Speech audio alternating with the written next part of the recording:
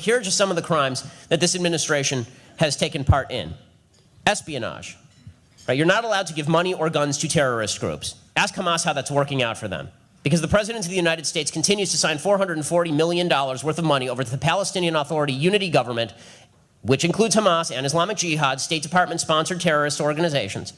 And the State Department has sided with Hamas, with the Palestinian Authority, with Islamic Jihad, called on Israel for restraint against terrorist groups that kidnap young Jewish boys and then proceed to murder them. They're doing this now on the basis of this Palestinian kid who tragically was killed by Jewish extremists. There is a vast difference between the two sides. There are no streets going to be named after these Jewish pathetic pieces of human refuse who engaged in this conduct. They're going to be prosecuted to the full extent of the law. Every Jew who watched what happened on Sunday when this arrest took place and all this came out felt sick to his stomach. They felt like vomiting and never stopped vomiting. That was not true on the other side. When these 3 Jewish boys were killed, Hamas was celebrating. They ran ads in their newspapers showing these 3 Jewish boys as dead rats.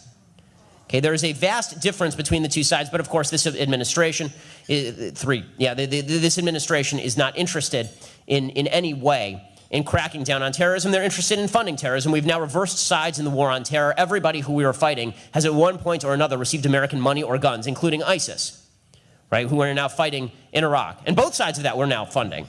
Right, Iran, we've relieved the sanctions on, so they're taking over the southern half of Iraq, and ISIS is taking over the northern half of Iraq because we funded their allies in the war against Bashar Assad, who, it turns out, we're now going to fund to fight ISIS. So we are now on every side of every issue, except the right side, which in that arena of the world is Israel and Israel alone. And that's espionage, and it's a violation of the Arms Export Control Act to boot.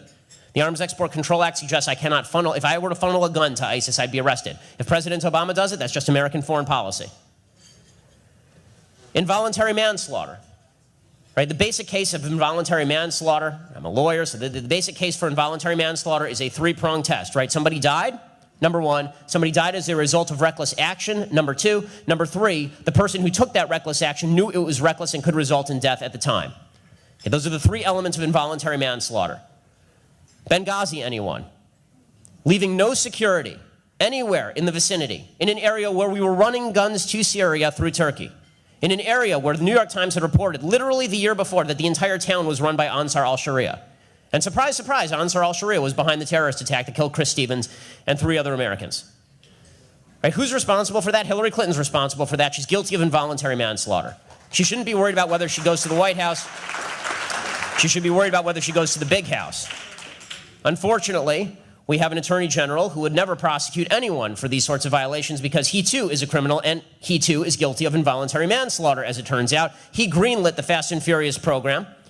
Turns out that you might think that running guns to Mexican drug cartels, with no tags in them, by the way, there were no electronic monitors on these guns.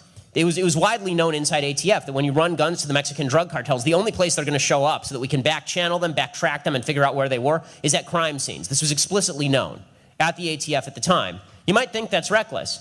You might think that that might result in homicide, like the killing of a Border Patrol agent, perhaps. And you might be the head of the DOJ. And if you were involved in this, you were probably promoted. Because nobody who's responsible for Fast and Furious has gone to jail. Nobody's really even been fired. How about violation of internal revenue laws?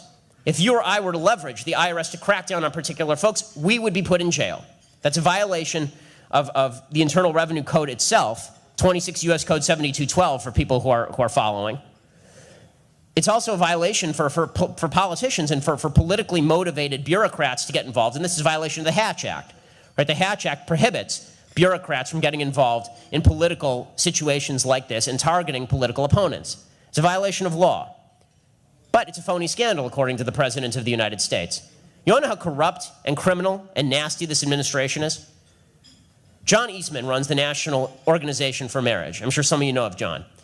John's National Organization for Marriage is obviously a pro-traditional marriage organization. This administration is anti-traditional marriage. And so the IRS leaked the confidential tax information, including donor information, about the National Organization for Marriage, which is a 501c3, which means their donors are confidential. They leaked their entire donor list to the Human Rights Campaign, which is a gay advocacy group. Now, they used a middleman in order to do this. John's group, National Organization for Marriage, sued the IRS. The IRS acknowledged that they had, in fact, leaked this material and signed over $50,000 of your tax dollars to the National Organization for Marriage. Now, what John did is John said, okay, fine. You know, we'd like to find out who particularly at the IRS did this. Let's trace this back up the chain. Who decided that it would be a great idea to hand over confidential tax information to political opponents? Right? Who decided that would be a great idea? So they said to Eric Holder, why don't you prosecute the middleman, right, who had received the confidential tax information and distributed it in violation of law? Why don't you prosecute him? Eric Holder said, no one will be prosecuted for this. No one will be prosecuted for this. So John said, okay, fine. You're not going to prosecute him. Give him immunity. Because this guy was pleading the fifth. You can only plead the fifth if there is a threat of criminal prosecution. Right? You can't plead the fifth. If you come to me and you ask me if I was cheating on my wife, I can't just say I plead the fifth. That has no relevance. You're not threatening to criminally prosecute me. The Fifth Amendment is only available in situations in which you do not have immunity. So John said to Eric Holder, go ahead, give this guy immunity, then we can sue the IRS, we can subpoena him, and we can force him to answer questions about where he got this material. And Eric Holder said, I will not give him immunity. So in other words, he won't prosecute the guy to get the information, and he won't get immunity. He won't give immunity so the guy would give up the information. This is the height of criminality, and it's so blatant. And yet, has anybody outside this room ever heard of the National Organization for Marriage? Can you imagine if the NAACP had sued Bush's IRS, and Bush's IRS had said, yeah, you know what, we discriminated against you, here's a $50,000 settlement. You think that might lead the news for a few nights? But for the Obama administration, it will not even make the back page of the New York Times. How about unauthorized disclosure of information? You're not allowed to leak confidential national security information, and yet this administration has done that repeatedly. This administration has done it 4 separate times with regard to Israeli national security information, sunk Israel's ability to strike Iran. Israel was supposed to use an airbase in Azerbaijan to strike Iran. That was leaked by the Defense Department to the New York Times. Israel was supposed to work with the Saudis to use Saudi airspace to strike Iran. That was leaked by the Defense Department to the New York Times. Israel was behind Stuxnet. That was leaked by the Defense Department to the Washington Post.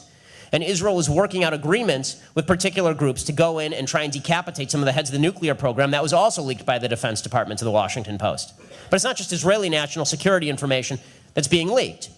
You know how we all knew that President Obama had his kill list? You know, Rand Paul has been very big on President Obama has his kill list. American citizens abroad who he just decides we can kill. Which, by the way, is, regardless of what you think of the killing of Anwar al-Awlaki, and I'm fine with it. He's a terrorist. He deserved to die. The possibility that we now live in a country where the president can determine, based on which side of the bed he woke up this morning, whether to hit somebody with a drone or trade them for 5 Taliban terrorists is frightening. That should be frightening. Bo Bergdahl was no friend to the United States, according to most reports. And yet he was an American citizen who had to be brought home just in time for the president to quash the VA scandal. He had to be brought home at the cost of 5 top Taliban officials. Because he was an American citizen, he had to be brought home. Well, if his name happened to be Anwar, he'd be dead from a drone strike in Yemen. So the president literally, I mean, that is, if there's anything that speaks to dictatorial power, it is the ability of the president to unilaterally declare who is an American citizen and who is not an American citizen for the purposes of hitting them with a drone or trading terrorists for them.